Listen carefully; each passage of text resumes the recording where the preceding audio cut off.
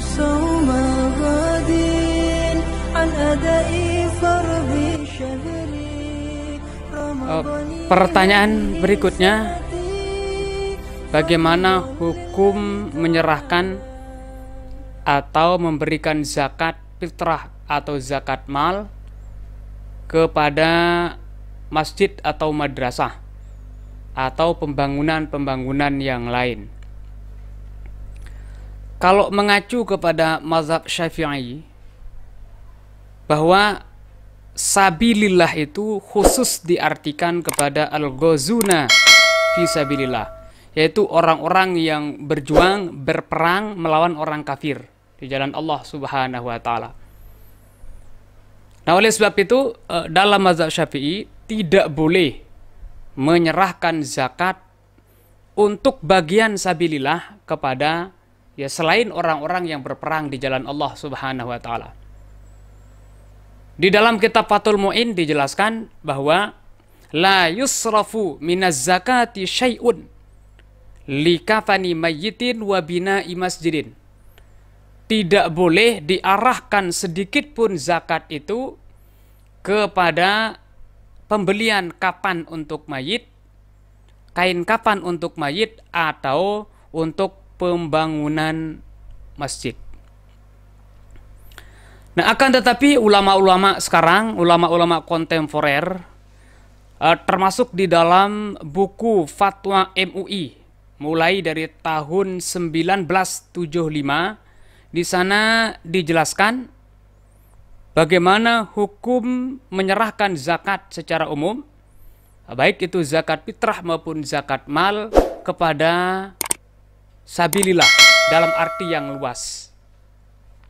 Di sana dijelaskan wa min ahammi ma yunfaqu fi sabilillah fi zamanina hadza, dan di antara yang paling penting tempat penyaluran zakat untuk jalur sabilillah fi zamanina hadza, pada zaman kita yang sekarang ini, di antaranya i'dadud du'ati ilal Islam, yaitu mempersiapkan, mengkader dai-dai yang menyeru kepada agama Islam. Nah, artinya bagian sabilillah itu, bagian zakat untuk sabilillah itu bisa diarahkan menuju kepada pengkaderan-pengkaderan dai-dai yang menyeru kepada agama Islam. Wa irsaluhum ila biladil kufar, dan pengkaderan dai-dai yang akan dikirim menuju kepada daerah-daerah non-muslim yang akan berjuang di sana. Kama yaf'aluhul kufar fi nashri dinihim, sebagaimana yang dilakukan oleh mereka, orang-orang yang non-muslim itu, untuk mempengaruhi umat Islam dengan memberikan dana kepada mereka supaya dia itu berjuang di ajaran agama mereka. Nah, oleh sebab itu umat Islam juga bisa jalur sabilillah ini atau bagian zakat untuk sabilillah ini diarahkan untuk pengkaderan-pengkaderan umat Islam untuk mempelajari agama, sehingga mereka untuk bisa memperjuangkan Islam. Nah, selanjutnya di sini dikatakan wa yadkhulu fihi an-nafaqatu 'alal madaris lil 'ulumi syar'iyyah. Dan termasuk juga di sini dalam kategori sabilillah an-nafaqatu 'alal madarisi, yaitu memberikan infak, memberikan dana kepada madrasah-madrasah lil 'ulumi syar'iyyah, yang mana di dalam madrasah itu dikaji ilmu-ilmu syariat wa ghairiha, dan yang lainnya, mimma taqumu bihil maslah al-'amah, yang terdapat di dalamnya atau bisa terlaksana kemaslahatan umum. Wa fi hazil halah yu'ta minha muallimu hazil madaris.